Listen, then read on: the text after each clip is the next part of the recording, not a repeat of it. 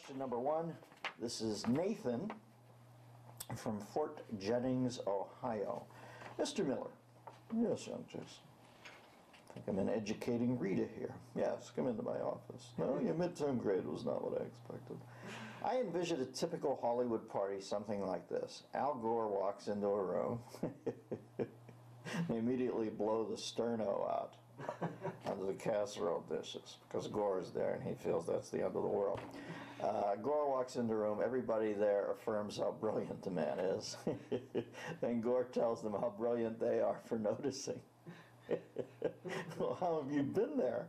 And proclaims how ahead of the curve they all are. As a man who feels strange / uncomfortable when I get compliments, boy, do I know that feeling. Did you ever get full of yourself when people would constantly tell you you were great? By the way, I love your show, you rock. I think I've done a good enough job establishing that I would be ill at ease with any sort of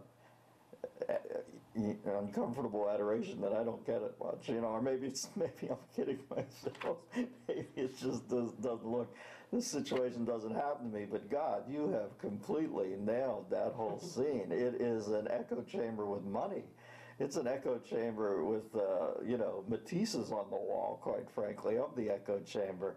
And you're right, it all feeds back in on itself. I often tell people on the left, like, what happened to you? You know, they always give me that, and I say, can you just read one opposition piece on something? That's all I ask. If there's anybody out there who watches these things who's on the left, but in some vague way at least appreciates the radio show, and you're wondering what has happened to me, and it's always like some body snatcher thing where the pod took me over while I was sleeping. It isn't. Just read something else. Don't always read the New York Times. Don't read the Washington Post. Just don't read the Nation. Try something else. I would highly encourage you just to get yourself a subscription to the Weekly Standard by Fred Barnes and Bill Crystal, in addition to some great stories on the arts, the pop culture, society. Its upfront section is stunning. It's one of the funniest things you read on a weekly basis. The color art, you know, especially about P.J. O'Rourke's cover stories, is amazing. I think do I have that one? Oh, geez, we've got this crazy thing now. But just get yourself a subscription to the Weekly Standard, please. Read the other side.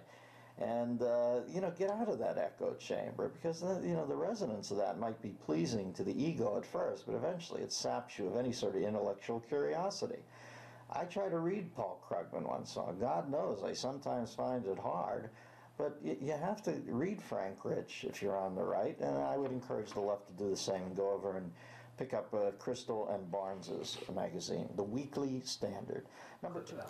Enjoy these samples of the Bathrobe Sessions, a weekly video available only to members of the DMZ, the Dennis Miller Zone, on DennisMillerRadio.com.